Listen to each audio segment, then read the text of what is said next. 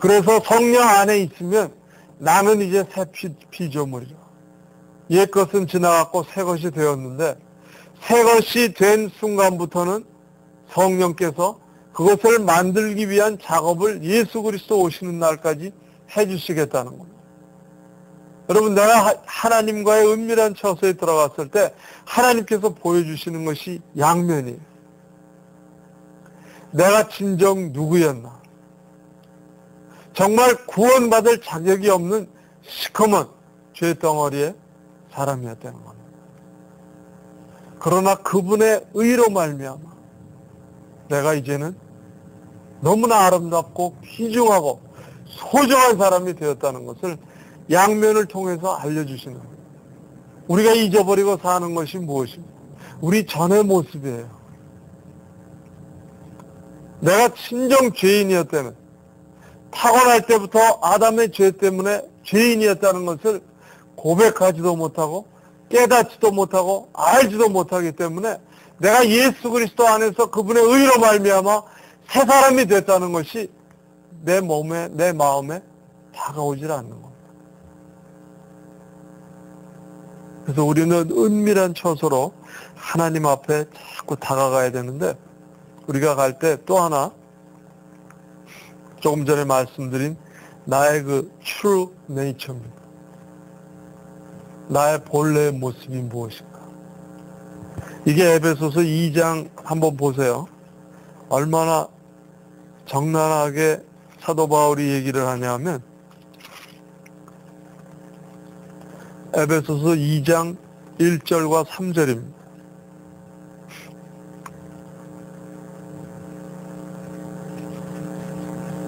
1절에서 3절이죠. 너희의 허물과 죄로 죽었던 너희를 살리셨도다. 이것을 전제하고 있습니다. 너희들이 정말 누구였냐를, 정체성을 알아라는 것을 먼저 말씀하고 논리를 전개해 갑니다. 그때 너희가 그 가운데서 행하여 이 세상 풍속을 쫓고 공중의 권세 잡은 자들을 따랐으니 곧 지금 불순종의 아들들 가운데서 역사하는 영이라. 사탄이죠. 전에는 우리도 다 그 가운데서 우리 육체의 욕심을 따라 지내며 육체와 마음에 원하는 것을 하여 다른 이들과 같이 본질상 진노의 자녀였다는 겁니다. 진노의 자녀라는 성경의 말씀은 지옥 갈 수밖에 없는 존재라는 거예요. 그래서 4절부터 반전을 시킵니다.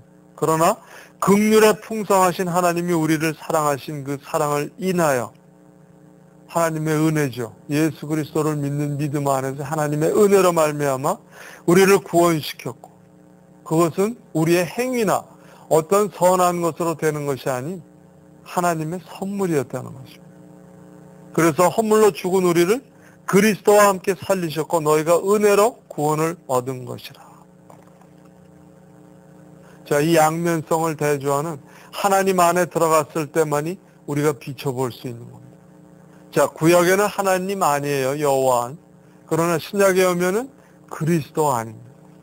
예수님이 오셨기 때문에.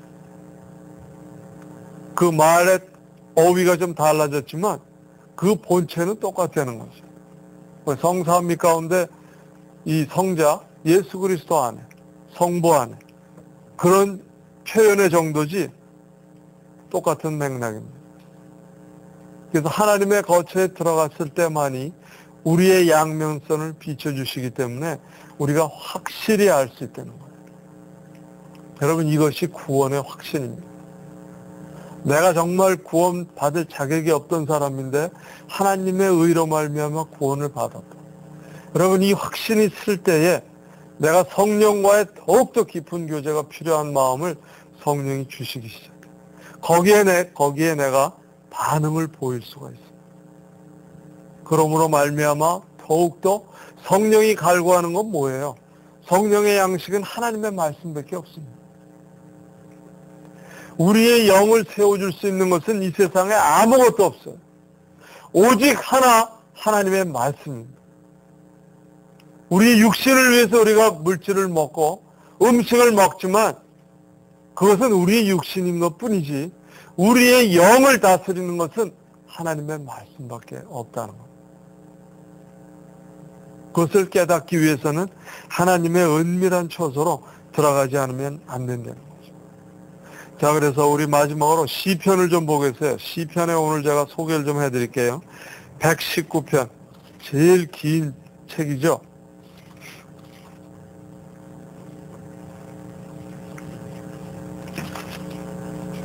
다 읽을 수는 없고 전부 말씀에 관한 말씀입니다.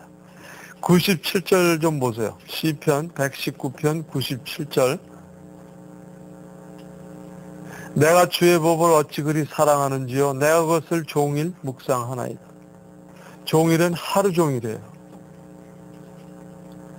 여러분 하루 종일 묵상합니까? 우리 자신은 안 돼요. 절대 안 됩니다. 저도 안 됩니다. 목사라서 따로 보지 마세요. 똑같은 인간이에요. 하루 종일을 할 수가 없지만 누구에 의해서만 할 수 있습니다. 성령에 의해서만 할 수 있습니다. 자, 그래서 내가 성령과 긴밀한 관계가 없으면 말씀을 사모하는 마음이 없어진다는 거예요. 말씀을 사모하는 마음이 없어지면 결국 역행을 하는 겁니다. 성령과의 교통이 끊어지고 멀어진다는 거예요. 그러면 뭐만 남습니까? 나는 예수 그리스도 안에서 변화된 사람이다. 그걸로 땡. 그 이상은 진전이 없습니다. 자, 이걸 깨달았던 것이 술람미 여인입니다. 나는 왜 이 상태의 영적 상태에 머물고 있지 더 성장을 못하는 것인가? 왜 더 하나님을 알고 싶어하는 마음이 없고 하루 종일 성령에 의해서 나를 통해서 무엇을 하고 싶어 하시는지, 무슨 역사를 드러내고 싶어 하시는지 그러한 호기심과 자극심이 없는 것입니다. 이것을 깨달았던 거예요. 결국 나의 말씀이 부족한 겁니다. 하루 종일 묵상하기에는 성령의 힘이 없이는 이루어지지 않는다는 거예요. 자, 147절로 가보세요. 내가 새벽 전에 부르짖으며 주의 말씀을 바라싸우며 주의 말씀을 묵상하려고 내 눈이 야경이 깊기 전에 깨었나이다. 여러분, 이것이 성령이 하는 일입니다. 우리가 얼마나 하루의 삶이 피곤하더라도 성령이 나를 재촉할 때에는 단잠을 자게 하세요. 2-3시간을 자도 7-8시간 잔 것 같은 충분한 그 숙면이 우리 안에 생깁니다. 여러분, 이것을 체험하는 것은 성령이 얼마나 나를 재촉하고 그분에게 내가 얼마나 드리고 있느냐에 따라서 우리의 영적 차이가 나타나기 시작하는 거예요. 그래서 저번에 그 1절과 3절 나타났던 말씀, 나의 그 강렬한 욕구, 더 알고자 하는, 그리고 하나님을 찾고자 하는 그 열정적인 사모함, 이런 것이 이게 바탕이 안 되면 우리 안에 나타나지 않는다는 겁니다. 여러분, 119편이 굉장히 긴 거예요. 176절까지 있는데 여러분, 이것을 가지고 1년 동안 묵상해 보세요.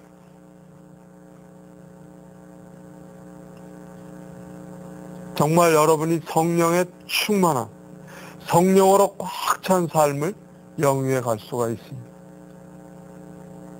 자, 술람 여인이 하나님의 그 은밀한 곳에 들어가서 자신이 보게 된 3가지를 행할 때, 우리 아가서로 돌아가면요, 8절에 이제 왕이 리플라이 하는 게 있습니다. 왕의 대답이에요. 그 술람 여인이 깨달은 것을 보면서 이제 칭찬해 주는 거죠. 그게 뭐냐 하면, 여인 중에 어여쁜 자야. 네. 최고의 극찬입니다.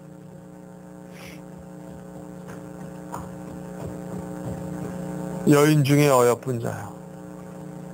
우리 다윗을 통한 하나님의 말씀과 같아요. 죄를 짓고 진정한, 정말 하나님의 은밀한 거처 가운데 들어가서 자신의 그 모습을 봤고 이제 하나님 앞에 새로 변화된 사람이라는 것을 깨달았을 때 하나님이